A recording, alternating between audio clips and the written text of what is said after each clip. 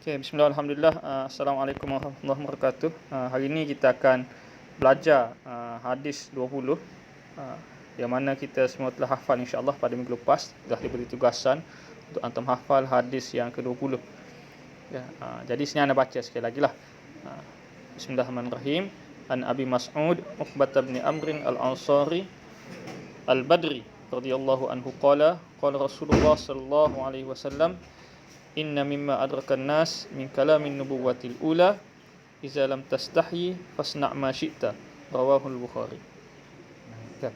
Ringkasnya hadis ni kita terjemah dulu ya. Daripada Abi Mas'ud, nama dia ni, orang gelar dia ayah kepada Mas'ud. Nama sebenar dia apa ni? Nama sebenar dia Uqbah bin Amr. Ya. Al-Bati sini perkataan Amr ni dia lebih kurang dengan Umar.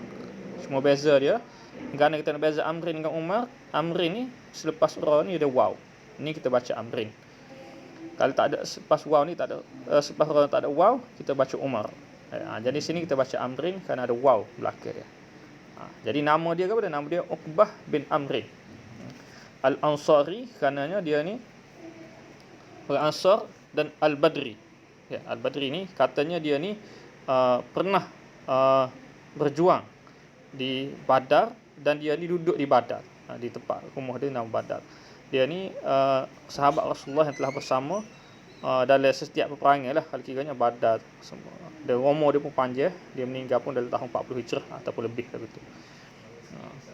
Jadi radhiyallahu anhu, redha Allah ke atasnya, qala, dia berkata, qala Rasulullah, sabda Rasulullah sallallahu alaihi wasallam, inna mimma, sesungguhnya dari apa yang adraka adrakan nasu, ya ini manusia dapat min kalamin nubuwatil ula, daripada kata-kata an-nubuwah, kenabian yang dulu, yang sebelum ini, al-ula, yang terdahulu. Idza, jika, lam, tiada atau tidak, tastahi, malu, engkau malu, jika engkau tidak malu, fa, maka, isna, buatlah, lakukanlah apa yang engkau suka. Okay. Jadi sini lebih kurang maksudnya dikata sesungguhnya daripada benda yang telah didapati, okay, daripada manusia telah dapati, daripada Nabi, daripada dahulu lagi. Dahulu kala lagi semua Nabi sepakat, okay, berkenaan dengan malu ni. Kalau orang tu tak malu, maka dia akan buat apa sahaja. Okay. Jadi untuk memudahkan antum, ana lukis gambar ni, lukis gambar rajah ni, supaya antum boleh tengoklah pembahagian malu dan isi perbincangan kita pada hari ini. Okey, kita terbahagi kepada 4 makna malu itu sendiri. Okey, apakah pembahagian malu? Okey. Apabila bahagian malu, apakah hasil kalau kita ni bersifat malu? Dan apakah kekeliruan yang berlaku pada kebiasaan orang ni berkenaan dengan makna malu? Okey. Jadi tengok sini makna malu kan. Makna malu sendiri ni, ana ambil perbincangan berkenaan dengan malu daripada buku Dr. Zulkifli Al-Bakri. Dia dulu masa dia tulis buku ni, dia menteri dia mufti wilayah Kuala Lumpur. Sekarang ni dia jadi menteri agama Malaysia lah. Kita ambil buku dia lah, orang hebat ni. Okay, sini kita cerita dah sikit sebanyak tadi berkenaan perawi hadis Uqbah bin Amr ni. Dia dicatatkan di sini, Uqbah bin Amr ni telah meriwayatkan 102 buah hadis daripada Rasulullah sallallahu alaihi wasallam. Okay. Jadi makna malu ni, makna malu ni, apa dia makna malu ni? Orang yang menghindarkan diri, okay, daripada melakukan perbuatan. Melakukan sebarang perbuatan kerana bimbang ada orang cela dia. Okay. Dia meninggalkan sesuatu perkara kerana bimbang ada orang cela dia. Tu malu, maksudnya malu. Dia takut orang kata ke dia, bimbang, sebab itulah dia tak buat. Jadi malu dalam Islam ni dia bahagi pada dua. Okay. Malu kepada Allah, malu kepada makhluk.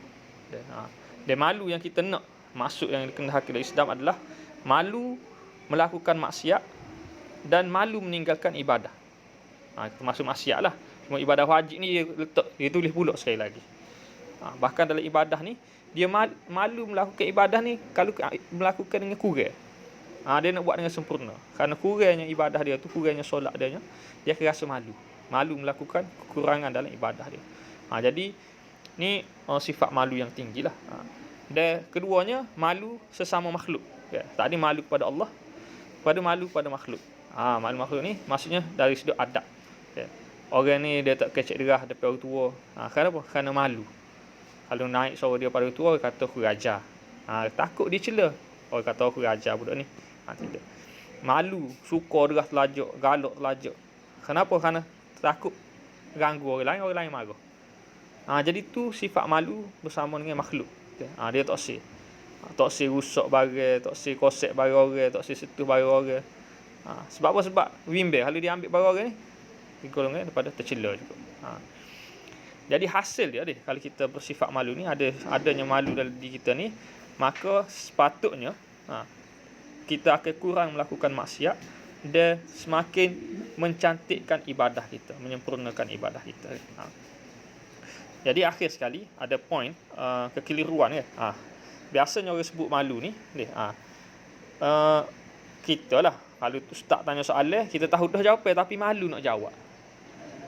Tu malu situ tu betul ke tak? Okay, kita tahu dah benda tu salah tapi kita tak berani tegur sang kita. Jadi malu situ tu betul ke tak? Jadi malu dari sudut bab ni pula dia ada dua. Malu orang yang bermaruah, malu orang yang lemah. Kita kena nilai situ. Kalau kita malu masa ni kita menyebabkan kita jadi lemah ataupun bermaruah. Kalau hasil daripada sifat malu kita ketika itu adalah menjadikan kita lemah, maka tu malu masa tu malu yang salah. Okay. Kalau kita malu masa tu menjadikan kita ni seorang yang bermaruah, maka malu masa tu malu adalah malu yang betul. Situlah neraca timbangan dia lah kalau kita kiranya. Jadi tak boleh seseorang yang Muslim ni dia malu menyatakan kebenaran. Tak boleh. Dia bercanggah. Kerana malu menyatakan kebenaran menunjukkan itu seorang yang lemah. Bahkan dia kena berani menyatakan kebenaran kerana itu adalah tandanya dia seorang yang bermaruah. Jadi itu sikit sebanyak secara ringkas perbincangan kita berkenaan malu. Dan Ana minta antum selepas tengok video ni buat kesimpulan. Buat kesimpulan daripada video ni antum dengar lebih kurang daripada 30 hingga 50 patah perkataan. Dia hantar melalui Google Classroom lah. Situ akan tengok nota antum. Dan antum bagi 5 contoh malu yang lemah, 5 contoh malu yang bermaruah. Untuk melatih kita dan menilai. Biar kita lebih pandai menilai bagaimanakah malu yang lemah dan malu yang bermaruah. Jadi mudah-mudahan antum dapat melaksanakan tugasan dengan baik dan buat dengan sebaik-baiknya lah insya-Allah. Wabillahi taufiq hidayah. Wassalamualaikum warahmatullahi wabarakatuh.